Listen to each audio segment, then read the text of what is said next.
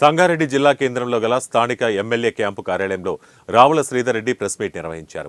శాసనసభలో ఈ ఫార్ములా రేస్పై చర్చ లేకుండా, ఉలుకు పలుకు లేకుండా కాంగ్రెస్ ప్రభుత్వం ఉందని టీఎస్సీడబ్ల్యూఐడిసి మాజీ చైర్మన్ రావుల శ్రీధర్ రెడ్డి అన్నారు.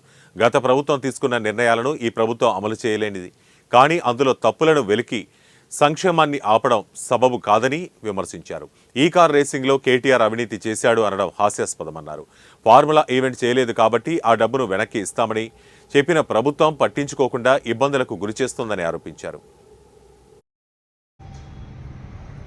బీఆర్ఎస్ పార్టీ పట్ల, నాయకుల పట్ల, సోషల్ మీడియా కార్యకర్తల పట్ల కక్షపూరితంగా వ్యవహరించడము, కేసులు పెట్టడము, జైళ్లకు పంపించడము, ఈ కార్యక్రమాలు ప్రతినిత్యం అయిపోయినాయి.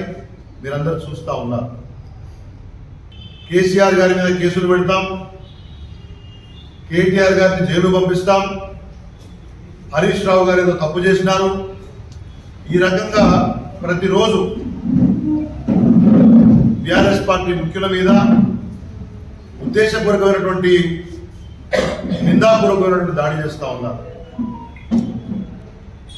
చాలా రోజులు చెప్తున్నారు కేటీఆర్ని జైలు వేస్తాము, ఫార్ములా ఈ రేస్లో తప్పు చేశారు, ఇంకేదో చేశారు అని చెప్పేసి.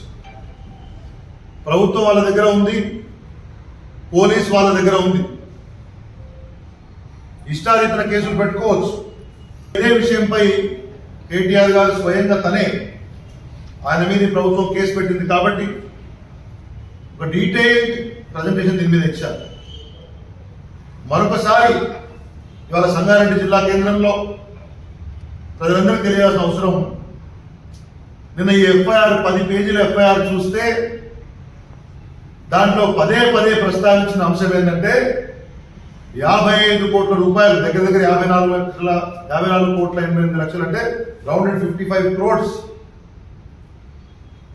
ఇవాళ కాంగ్రెస్ ప్రభుత్వం గత సంవత్సర కాలంగా